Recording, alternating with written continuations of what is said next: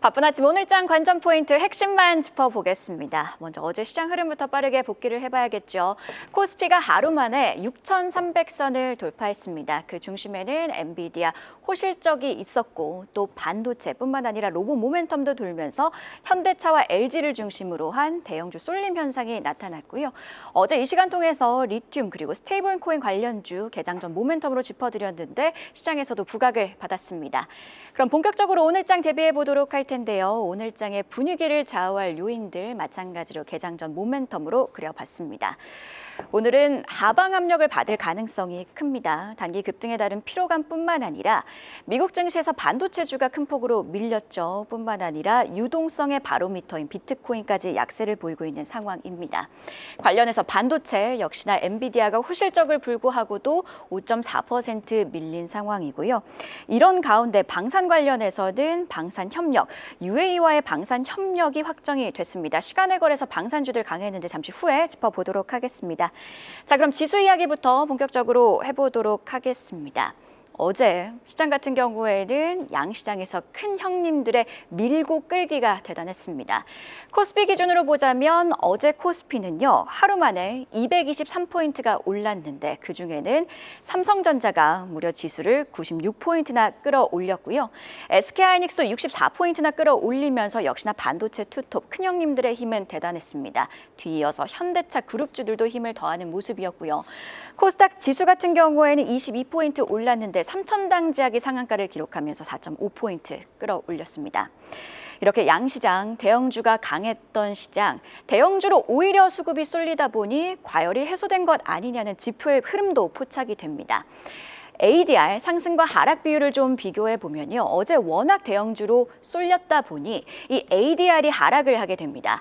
ADR은 120을 기준으로 과열인지를 알 수가 있는데 최근에는 137까지 올랐던 이 ADR이 어제 기준 118까지 코스피에서는 내려오게 됩니다. 마찬가지로 코스닥도 하락하고 있는 흐름을 보여주고 있는데요. 관련해서 유동성도 엮어서 함께 확인을 해보도록 하겠습니다. 한국증시 자금동에 함께 확인해 보시면요. 예탁금은 계속해서 늘고 있는 추세를 유지해주고 있는 가운데 돈을 빌려서 투자하는 신용융자 잔고가 급격히 늘어납니다. 25일 기준으로 봤을 때는요. 32조 1천억 원대 수준까지 올라오면서 또 한 번 역대 최대를 기록합니다. 불장 속에서 돈을 빌려서 투자하는 사람이 늘었다. 이건 과열 신호로 해석을 해볼 수가 있겠지만 하지만 예탁금과 비교했을 때는 오히려 안정적인 수준입니다. 예탁금 대비 신용융자 비율을 좀 계산을 해봤는데요. 2월 10일에는 무려 33%까지 올랐지만 예탁금이 다시 늘면서 이 비율은 하락하게 됩니다. 25일 기준으로는 30 아래까지 내려오고 있는데요. 시장 일각에서는 30%를 어떻게 보면 건전하다라는 기준으로 보고 있습니다. 아직 30% 아래에서 유지가 되고 있는 점은 시장이 그렇게까지는 과열이 아니다. 이렇게 해석해 볼 수 있는 맥락이 아닌가 싶은데요.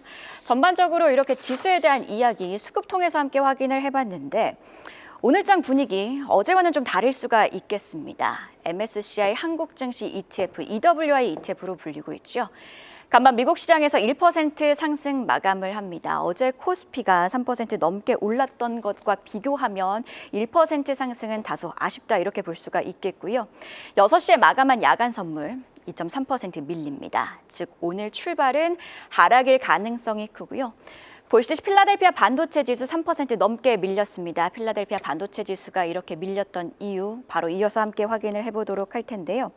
어제 반도체주 굉장히 강했습니다. 그 배경에는 엔비디아의 호실적이 있겠는데 이미 수치는 많이 들으셔서 아실 테니 컨퍼런스 콜 Q&A를 중심으로 함께 확인을 해보도록 할 텐데요. 핵심은 이 글로벌 케이펙스 설비 투자와 관련된 내용들이었습니다. 어제 젠스낙 엔비디아 CEO도 그렇고요. 진스너 CFO도 그렇고 에이전트 AI를 강조를 하게 됩니다. AI 에이전트가 이제는 변곡점에 마주를 했다 보니 계속해서 컴퓨팅 수요는 늘고 있다라고 강조를 하면서 들어오면서 케이펙스 투자, 그러니까 빅테크들의 현금 지출과 관련된 우려를 불식시키려는 노력들이 포착이 됩니다. 마찬가지로 다음 영역은 피지컬 AI라면서 계속해서 AI 수요는 늘어날 것이다 라고 강조를 하게 되는데요. 추가적으로 함께 확인해 보시면요. 메모리주에 영향을 줄 수 있는 발언, 아무래도 차세대 AI 반도체 칩인 루빈과 관련된 내용일 겁니다. 이 루빈의 램프업, 그러니까 생산과 출하가 확대가 된다라는 맥락에서 나온 질문인데요. 블랙일 때와 같은 성장률을 불러올까라는 질문에 젠스당 엔비디아 CEO 이렇게 대답을 합니다. 아직 초기 램프 규모를 확정하긴 어렵지만 수요가 매우 강하고 거의 모든 고객들이 이 차세대 루빈을 구매할 것으로 예상을 한다고 언급을 합니다. 루빈의 공급하는 우리 반도체 투톱 입장에서는 호재로 해석해 볼 수 있는 맥락이겠고요. 추가적으로 함께 확인해 보시면요. 신한투자증권의 분석도 함께 엮어서 확인을 해보도록 하겠습니다. 어제 엔비디아가 공개한 보고서 내용 속에서 눈에 띄었던 게 바로 미결제 장기 공급 구매 의무액입니다. 이게 무슨 뜻이냐면요. 엔비디아가 TSMC 웨이퍼도 그렇고 메모리도 그렇고 사겠다고 언급을 하고 계약을 했지만 아직 물량이 들어오지 않아서 대금은 지급하지 않은 금액을 의미하는데 이 금액이 952억 달러를 기록하면서 무려 전년 대비 209%나 늘어나게 됩니다. 관련해서 신한투자증권은요, 메모리와 파운드리 향으로 추정이 되고 이 뉴스 같은 경우에는 메모리 업계와의 LTA, 그러니까 장기 공급 계약 규모가 급격히 확대됐다는 맥락으로 풀이해 볼 수 있다라고 분석을 합니다. 그렇기 때문에 일각에서 제기가 됐었던 메모리 업종의 실적 변동성 우려는 불필요하다는 점이 재확인됐다고 분석을 하기도 했는데요. 이런 뉴스들, 이런 분석을 해석하면서 어제 특히 삼성전자 그리고 SK하이닉스가 강했던 겁니다. 그렇다 보니 전자닉스의 시가총액도 질주를 하게 되는데요. 어제 굉장히 고무적인 뉴스였죠. 삼성전자가 달러 기준으로 시총 1조 달러를 돌파하면서 글로벌 시가총액 순위가 12위권까지 올라오게 됩니다. 11위인 버크셔 해서웨이와는 얼마 차이 나지 않고요. SK하이닉스도 마찬가지로 시총 순위가 21위까지 급등을 하게 됩니다. 이렇게 긍정적인 그림을 봤던 어제 오늘장 분위기는 출발은 일단 다를 가능성이 큽니다. 미증시 반도체주 분위기 함께 확인해 보시면요. 엔비디아가 무려 호실적에도 불구하고 5.4%나 밀렸고요. 마이크론도 3% 빠집니다. 한편 샌디스크는 3% 올랐죠. 이 역시 우리 반도체와 관련이 있겠는데 어제 SK하이닉스와 샌디스크가 HBF, 그러니까 고대역폭 플래시와 관련해서 표준화에 착수했다는 소식이 있었는데 이 뉴스가 어제 샌디스크 주가에 반영이 됐던 거고요. 하지만 전반적으로 분위기가 약했다 보니 필라델피아 반도체 지수도 3.1% 하락 마감을 하게 됩니다. 자, 그래서 엔비디아가 호실적에도 불구하고 밀렸던 이유 자세하게 짚어볼 필요가 있겠죠. 참 전교 1등한테는 이 잣대가 가혹한 것 같습니다. 호실적이 너무나도 당연해졌기 때문인데요. 이미 실적을 발표하기 전부터 폴리마켓에서는 엔비디아가 실적을 상회할 것이다라는 전망 95%나 됐습니다. 오히려 실적을 상회하지 못했다면 주가 반응은 더 크게 하락했을 여지도 있겠고요. 뿐만 아니라 이 오픈 AI 투자 불확실성도 주가에는 부담이 됩니다. 어제 구체적으로 보고서에서 어떤 내용이 있었냐면 오픈 AI와 투자 계약을 마무리 짓고 있지만 거래가 완료될 거란 보장은 없다는 이 한 줄, 시장에서는 왜 오픈 AI가 계약을 줄이지, 현금 지출을 줄이지라는 맥락으로 해석이 되면서 엔비디아 주가가 밀렸던 거고요. 2026년 그래 메모리 반도체 그리고 반도체는 호황일 것이다라는 건 이제 시장에서 이미 알고 있는 내용이다 보니 관건은 2027년, 2028년이 됐습니다. 딥워터 에셋 리서치의 분석에 따르면요. 현재 AI 인프라 구축이 약으로 비유하자면 5회 말까지 왔는지 아니면 아직도 2회 말인지 이 논쟁이 뜨겁다고 분석을 합니다. 일각에서는 5회 말이기 때문에 내년에는 이 반도체 수요가 줄 것이라는 전망이 한쪽에서는 작용을 하고 있고 자신들은 2회 말밖에 오지 않았기 때문에 더 갈 수 있다라고 보고 있지만 이 팽팽한 대립이 결국에는 엔비디아 주가 하락으로 이어졌다는 분석입니다. 결국 시장의 우려는 지금과 같은 엔비디아의 고성장이 지속될지일 텐데 이 뉴스 같은 경우에는 엔비디아가 워낙 급격하게 올랐기 때문에 엔비디아의 잣대가 엄격해졌기 때문이다라고 봐야 되는 건 아닌가 싶기도 한데요. 일단 만약에 삼성전자와 SK하이닉스 이 뉴스들 소화하면서 출발은 하락하더라고 워낙 개인 투자자들의 관심이 뜨거운 상황이다 보니 장중에는 낙폭을 줄여갈지가 오늘장 가장 큰 관전 포인트가 되겠습니다. 자, 이렇게 엔비디아 뉴스까지 함께 확인을 해봤는데요. 바로 이어서 로봇과 관련된 내용도 함께 확인해 봐야겠죠. 어제 실적 컨퍼런스 콜에서 로봇과 관련된 언급도 있었습니다. 특히 엔비디아가 보스턴 다이내믹스와 LG전자를 언급을 하게 되면서 LG전자의 주가가 급등을 하게 됐던 건데요. LG전자 같은 경우에는 로봇 그리고 AI 밸류 체인을 이미 완성한 상황입니다. 이미 한번 이 내용 역시 강조를 해드렸던 내용인데 지주사 LG를 중심으로 LG전자부터 그리고 LG에너지솔루션, LG디스플레이 그리고 뿐만 아니라 소프트웨어는 엑사원 이렇게 구축을 했다라는 내용입니다. 이런 뉴스들이 부각이 되면서 어제 LG전자가 강했고 LG이노텍, LG디스플레이까지 강했던 건데요. 관련해서 함께 확인을 해보시면요. 로봇 관련해서는 일정 체크 포인트들이 여러 남아 있습니다. 특히 3월 초, 3월 중순에 이벤트들이 몰려 있는 상황 속인데요. 이런 일정들이 로봇주의 주가의 추가 상승 모멘텀이 되어줄 수 있을지 계속해서 로봇주 일정 체크 포인트는 주시해 보도록 하겠습니다. 앞서 방산을 좀 언급해 드렸죠. K방산과 관련해서 헤드라인들 두 가지 축에서 함께 확인을 해보도록 하겠습니다. 한국과 UAE의 방산 협력 금액이 확정이 됐습니다. 350억 불로 확정이 됐는데 원화로 환산을 해보면 기존에는 20조 원 규모로 추정이 됐던 규모가 50조 원으로 늘어났고요. 뿐만 아니라 금융위원회 발언도 있었습니다. 방산의 미래가 달려있다면서 국민성장펀드를 통해서 방산 부분의 지원을 확대할 것이란 발언들이 있었는데 이 두 가지 뉴스의 축을 소화하면서 어제 애프터마켓에서 방산주 시세 강했습니다. 하나시스템이 6% 상승폭을 키우면서 마감을 했고요. LIG 넥스원, 한국항공, 우주, 그리고 삼양컴텍까지 강세를 보였던 상황입니다. 만약 오늘 반도체가 쉬어간다면 방산주로 수급이 쏠릴지도 오늘장 관전 포인트로 함께 계속해서 주시해 보시죠. 올해 초 대망의 5,000피 시대를 연 지 채 한 달도 되지 않아서 6,000피 시대가 열렸고 어제는 코스피 지수 6,300선까지 찍었습니다. 일각에서는요, 과열 신호들이 포착되고 있다는 그런 분석과 함께 다른 한편에서는 8,000피까지 시장 전망을 계속해서 올려잡고 있습니다. 오늘은 자세한 시장 진단 들어보도록 할 텐데요.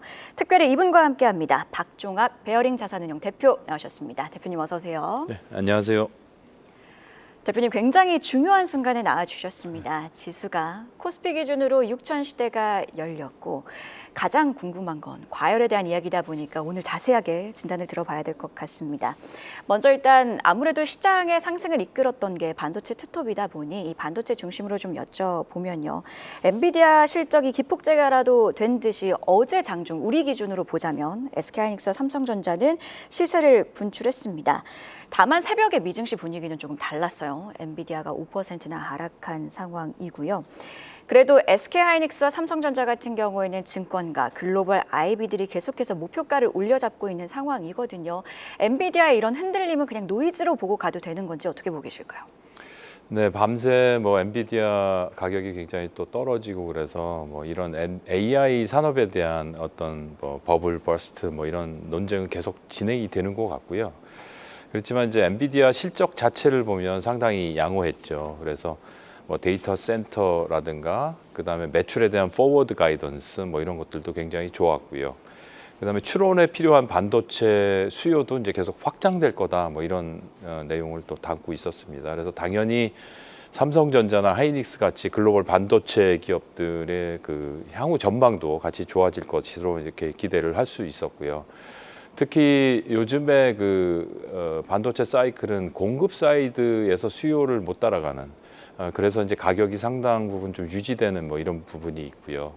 그래서 이런 현상은 아무래도 캐펙스 증설하는 데 시간이 걸리기 때문에 조금 더 이제 진행되지 않을까 보고 있고 좀 더 다른 요인이긴 합니다만 삼성전자 같은 경우도 파운드리 비즈니스가 이제 거의 접었다 거의 이 상태까지 갔다가 최근에는 회생 조짐이 보여서 그것도 좀 플러스 요인이 아닌가 싶습니다. 그래서 이런 펀더멘털과 더불어 이제 최근에 개인 투자자들을 중심으로 해서 일종의 이제 포모 현상까지도 보여지는데 그런 수급이 이제 더해져서 굉장히 강세를 보였던 게 아닌가 이렇게 볼 수 있겠습니다. 앞에서 말씀하신 것처럼 글로벌 IB를 중심으로 해서 굉장히 공격적으로 지금 어닝 추정치를 내놓고 있는데요. 하이닉스하고 삼성전자의 영업이익이 이제는 400조를 훌쩍 넘어서는 수준으로 가고 맥쿼리의 있고요. 전망이었죠. 그다음에 뭐 지금 추정되는 어떤 목표 주가도 지금 그 삼성전자는 26만 원, 하이닉스 140만 원이 불과 며칠 전인데 하루하루가 다르게 지금 계속해서 올라가고 있습니다. 그래서 굉장히 지금 분위기가 과열돼 있는 거 아닌가 하는 생각도 이제 들긴 하는데 지금 현재 그 지수 레벨이 한국 주가 지수 레벨이 S&P 500하고 우리나라 코스피를 1980년도부터 만약에 시작했다라고 하면 그 수익률이 거의 같아졌습니다. 지금 그 정도까지 지수 레벨이 이제 올라와 있는 상황이라서 일단 좀 부담은 되는데 이 반도체 섹터에 대해서는 여전히 이제 펀더멘털하게 좀 유의 깊게 봐야 되는 거는 디램 가격의 상승률이 모멘텀이 언제 둔화될 것인가 이 부분. 그 다음에 또 하나는 매크로 환경에 있어서 아무래도 유동성 사이클이 언제 이제 다시 약간 좀 긴축 모드로 갈 건가. 특히 이제 케빈 워시가 페드 의장으로 취임하면서 그 톤이 어떤 식으로 바뀔 것인가 뭐 이런 부분들이 굉장히 좀 주요한 팩터로 잘 눈여겨봐야 된다라는 생각이 듭니다. 단기적으로는 이런 AI 그 뭐 버블에 대한 논쟁, 얼마 전에 나왔던 경제 위기론 뭐 이런 것들로 해서 계속해서 이제 아마 등락을 반복하는 그런 변동성 장세를 보이고 있지만 좀 더 길게 보면은 AI 산업은 여전히 추세적으로 뭔가 발전할 수 있는 그런 기회가 있다라고 보고 있습니다. 그리고 지금 과열 신호 몇 가지 언급을 해주셨어요. 뭐 S&P 500 기준으로 봤을 때 비슷해졌다라는 말까지 해주셨는데 한 가지 더 확인해 보자면 대차 잔고가 좀 늘어나고 있고 삼성전자를 기준으로 봤을 때 외국인이 계속해서 팔고 있습니다. 이 신호들은 어떻게 해석해야 되나요? 네, 그 뭐 외국인이라는 카테고리를 보면 이제 여러 가지 그 종류의 외국인들이 있는데 뭐 액티브하게 운영하는 펀드 매니저도 있을 것이고 좀 패시브하게 ETF로 이제 통해서 자금을 들어오는 그런 게 있는데 특히 액티브 펀드 매니저 같은 경우에는 자기가 포트폴리오 운용을 하면서 섹터 간의 어떤 리밸런싱 뭐 이런 걸 해서 그동안 많이 올랐던 걸 팔고 이제 다른 데로 옮겨가는 뭐 이런 활동도 있을 것이고요. 그래서 프로핏 테이킹이나 뭐 이런 그런 포트폴리오 운영상의 그렇게 의사결정이 이제 있었던 것 같고요. 그다음에 한편으로 보면은 이제 MSCI 코리아 지수를 추종하는 ETF의 그 플로우를 보게 되면 연초 이후에 한 3조 6천억. 그게 이제 EWY라고요. 가장 아이쉐어에서 이제 대표적인 한국 지수 ETF인데 그 정도로 또 많이 들어오고 있습니다. 그래서 이게 무슨 셀 코리아냐 뭐 그런 건 아닌 것 같고요. 뭐 포트폴리오 리밸런싱 차원에서 이루어지고 있고 언제든지 기회가 된다 그러면 또 자금이 들어올 수 있는 그런 게 아닌가 이렇게 생각을 하고 있고요. 특히 최근에 이제 여러 리포트를 보면 글로벌 투자 전략가 기준으로 보게 되면 미국에서 떠나서 뭐 한국을 중심으로 한 신흥국, 유럽 또는 일본으로 분산 투자하라는 그런 리포트들이 굉장히 많이 나오고 있습니다. 그래서 당분간 외국인의 어떤 이런 그 패턴, 투자 패턴은 부정적이보다는 조금 긍정적으로 특히 패시브나 ETF 자금 중심으로는 있다라고 말씀드릴 수 있겠습니다. 뭐 우리 시장 안에서도 개인 투자자분들이 ETF를 중심으로 시장을 매수하는데 외국인들도 마찬가지로 패시브 자금이 좀 유입되고 있는 거네요. 자, 그리고 국내 증시에서 단기적으로 변동성 요인으로 작용할 수 있는 일정들 함께 확인을 해봐야겠죠. 자세한 일정 안혜수 캐스터가 정리했습니다. 함께 확인해 보시죠.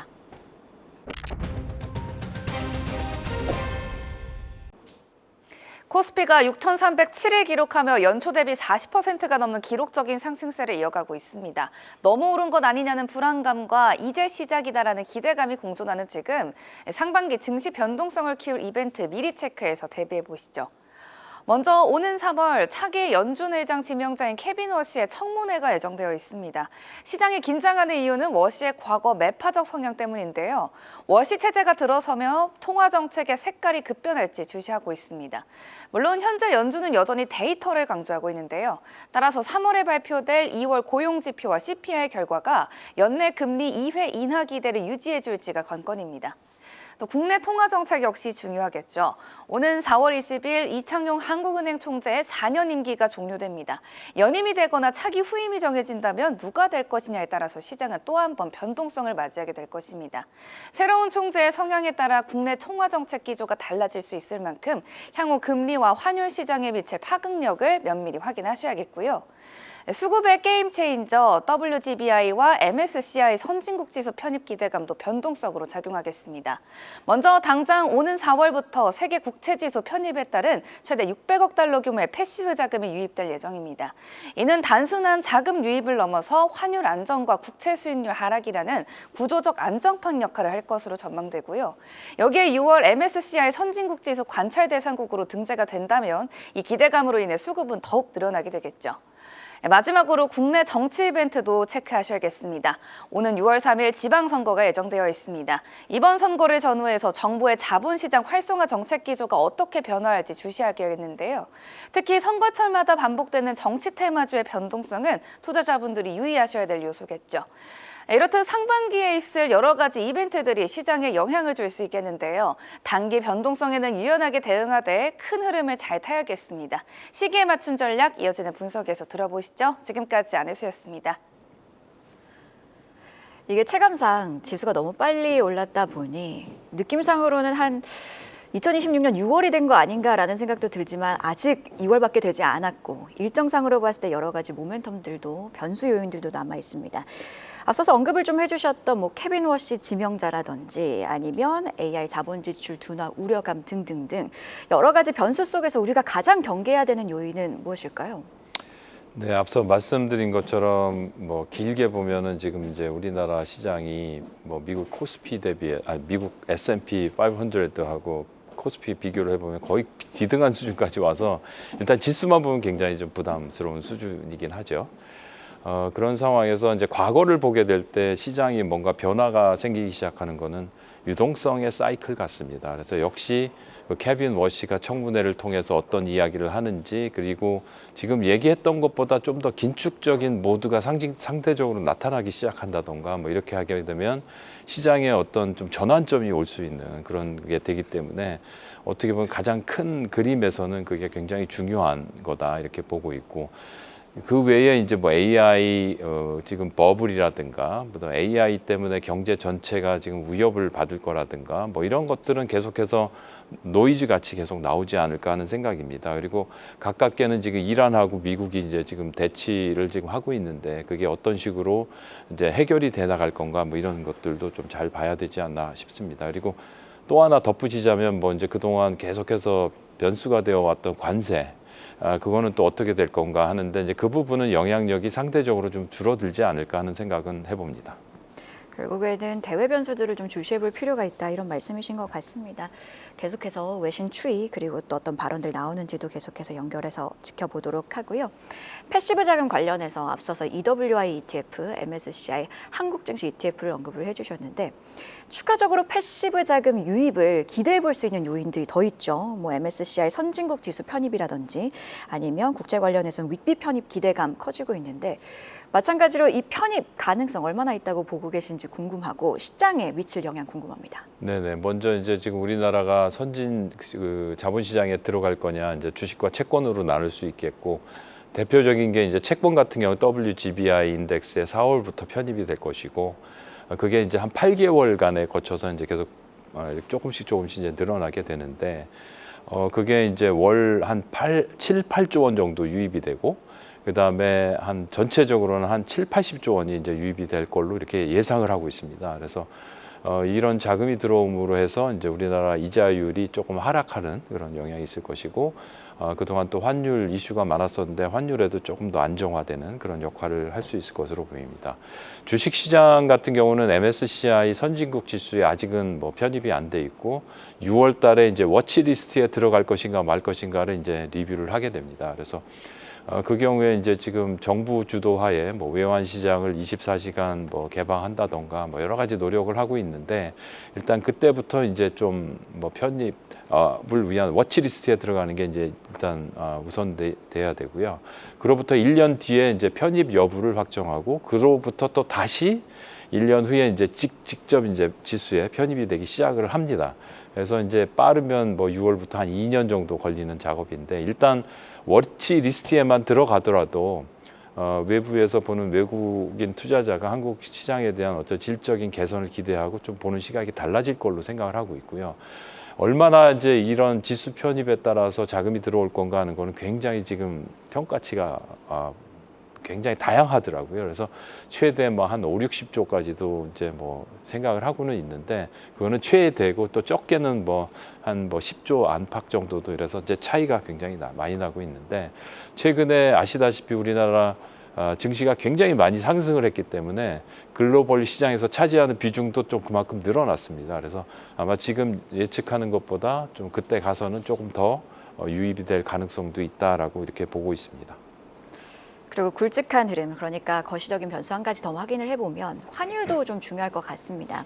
최근에는 뭐 달러 약세 기조가 계속이 되면서 원달러 환율이 많이 내려왔습니다. 물론 간밤에는 좀 올랐지만 앞서 언급해 주신 채권 지수 윅비 편입까지 기대가 가능하다면 결국에는 이 원달러 환율은 계속 내려가는 거 아닌가 하는 관측들 나오고 있는데 이 부분은 어떻게 보고 계실까요? 네, 환율을 보게 되면 이제 크게 뭐 펀더멘털, 우리나라 경제 체력, 그다음에 수급, 외환 시장에서의 수급 뭐 이런 것도 이제 중요할 텐데 먼저 펀더멘털하게 보면 사실 이제 우리나라 수출은 여전히 반도체 위주이긴 합니다만 굉장히 좋고요.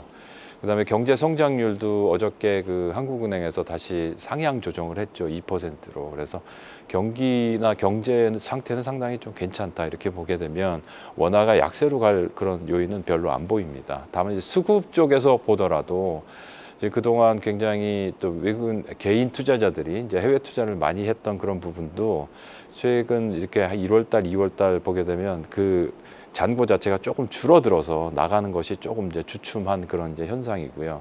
국민연금 같은 경우에도 이제 최근에 뭐 환해지에 대한 역할이나 뭐 이런 것들이 이야기가 많이 되고 있습니다만은 조금 더 융통성 있게 이제 운용할 계획이 있다라고 알고 있고 어저께 또 정부 당사자 간에 이제 또 회의에서 국민연금이 채권을 발행해서 현지에서 자금 조달하고 투자하는 걸로 뭐 이런 것도 지금 방안으로 강구를 하고 있어서 환 시장에는 조금 부담이 좀 덜어졌다 이렇게 볼 수 있습니다. 앞서 말씀드린 것처럼 WGBI 인덱스에 채권 자금이 유입되는 것도 이제 좀 긍정적으로 보이고요.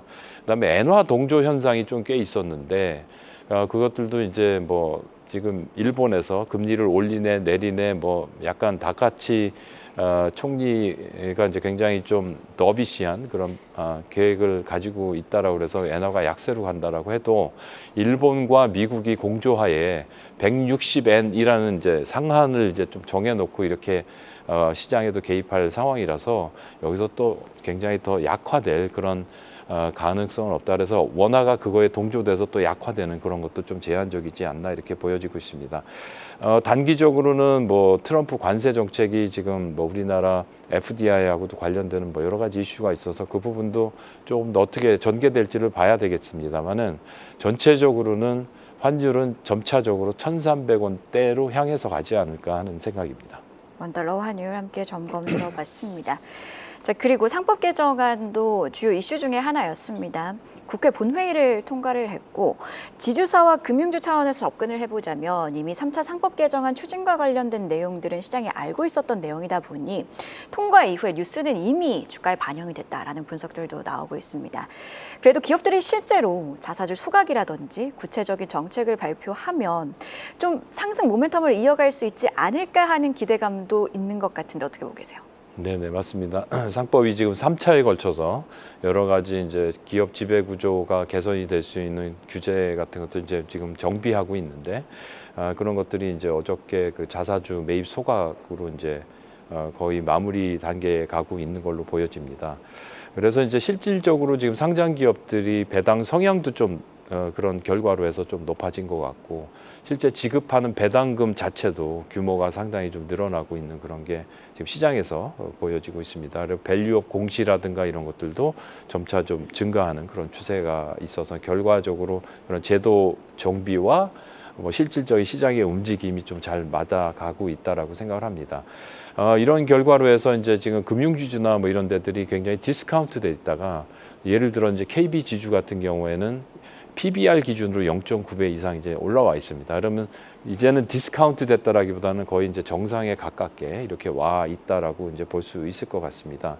하지만 여전히 이제 그 개인 투자자를 중심으로 해서 투자자들이 볼 때는 이것이 그냥 한 시간에 혹시 지나가는 게 아닌가 하는 그런 약간 트레이딩 개념으로 이제 아직은 접근하는 것 같습니다. 그럼 여기서 진정한 프리미엄을 받기 위해서는 우리가 여태까지 이제 완비 이제 규제나 뭐 이런 관련 인프라를 지금 구성해 오고 있는데 그것들이 실제 실행이 되는지 뭐 이런 것들을 오늘 이제 3월 달에 그 주총을 통해서 보여주고 그런 것들이 한 해 두 해 쌓이게 돼서 정말로 신뢰가 쌓이게 되고 결국 이제 주식시장에 투자를 하면 굉장히 위험하지만 그 위험 프리미엄을 중장기적으로 투자를 했을 때는 안정적인 수익을 얻을 수 있고 그다음에 배당도 잘 받을 수 있다. 뭐 이런 것들이 이제 형성이 돼가면서 진정한 프리미엄, 뭐 은행권도 이제 PBR이 1배가 아닌 뭐 1.5배까지도 갈 수 있는 그런 동력이 생기지 않을까 이렇게 생각을 해봅니다.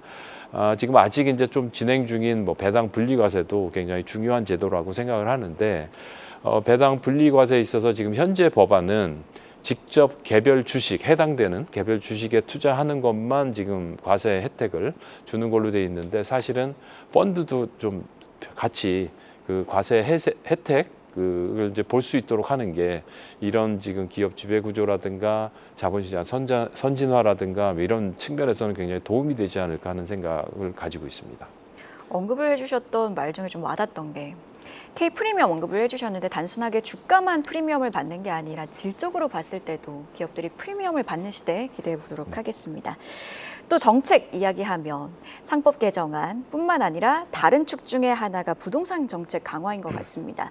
머니 무브를 정부는 계속해서 강조를 하고 있는 상황인데 정말로 자금이 얼만큼 이동했는지가 좀 궁금해요. 큰 손들의 자금 이동 상황 궁금하고 그리고 서학개미들이 미국 주식을 팔고 국내 주식으로는 얼마나 턴을 했는지도 좀 궁금합니다. 어떻게 보고 계실까요? 네, 네. 뭐 제가 살펴본 바로는 이제 최근에 한국은행 자료를 보게 되면 최근 한 3년간 봤을 때 우리나라 가계에서 비금융 자산에서 금융 자산으로 옮긴 게 얼마나 되나 그랬더니 한 4%가 좀 넘더라고요. 그래서 한 3년에 걸쳐서 4%가 적어 보일 수는 있으나 전체 규모로 보면 상당한 규모가 이제 금융시장으로 들어오고 있다. 이런 추세가 조금 유지될 수 있는 그런 게 된다 그러면 금융시장, 특히 뭐 주식이나 채권시장에 굉장히 큰 이제 자금이 들어온다라고 볼 수 있겠고요. 아주 최근을 보게 되면은 이제 은행 예금이 좀 줄어들고 있고 대신 이제 그 증권사의 고객 예탁금이라든가 신용 잔고라든가 뭐 이런 건 역대급입니다. 뭐 신용 예탁금은 100조를 훌쩍 넘어갔고 그다음에 신용도 잔고가 한 30조 원을 훌쩍 넘어가는 그런 상황이라서 자금들이 이쪽으로 오고 있고 그다음에 퇴직연금도 사실은 그동안 굉장히 원리금 보장이나 이렇게 안전한 걸로 많이 투자됐다가 최근에는 ETF를 통해서 또 이 시장에 굉장히 많이 들어오고 있는 걸 이제 볼 수가 있습니다. 그래서 머니 무브 현상이라고까지 아직 이제 단정적으로 얘기할 수는 없습니다만은 그런 움직임이 있는 걸로 봐서 이전하고는 좀 다른 모습을 좀 기대해 보고 있습니다. 실제 이제 아까 서학개미 말씀을 하셨는데 개인 투자자 같은 경우에 미국 그 주식 보관액이 1월 달, 2월 달 계속해서 좀 줄어들고 있습니다. 그래서 그런 측면에서 외국으로 또 특히 미국으로 갔던 자금들이 다시 돌아오고 그것들이 우리나라 주식시장에도 들어오고 있는 게 아닌가 이렇게 좀 보고 있습니다. 코스피와 코스닥도 좀 비교를 해보도록 할게요. 코스피 같은 경우에는 6,300선을 돌파했고 PER, 그러니까 실적이 얼마나 뒷받침되느냐를 기준으로 봤을 때 코스피는 6,300선을 찍었음에도 불구하고 저평가라는 말들이 나오고 있지만 코스닥은 반대로 고평가다 이런 말들이 나오고 있습니다. 굳이 지금 둘 중에 하나를 골라서 지수 추종 ETF에 투자를 해야 하는 상황이라면 코스피와 코스닥 둘 중에는 어디가 더 매력적일까요? 네, 두 시장이 사실은 성격상 굉장히 다르죠. 뭐 코스피 시장은 굉장히 중대형, 그다음에 퀄리티가 굉장히 좋은 그런 주식들로 이렇게 구성이 돼 있다면 코스닥은 좀 더 성장, 중소형, 뭐 바이오라든가 뭐 약간 뭐 이런 쪽에 테크 회사들, 뭐 소부장 회사들 뭐 이렇게 이제 많이 돼 있는데 펀더멘털하게 보면은 뭐 지금 영업이익이나 이런 것들 비교할 수가 없는 정도죠. 그래서 투자 측면에서는 그런 펀더멘털도 있지만 사실 수급이 또 굉장히 중요하지 않습니까? 그래서 또 유동성 장세니까. 네네. 수급 측면에서 보게 되면 지금 정부에서 코스닥 3,000위원회를 결성한다던가 최근 또 연기금의 어떤 평가에 있어서 코스닥에 좀 투자를 했을 때 좀 가점을 주는 뭐 이런 제도라든가 그 다음에 이제 지금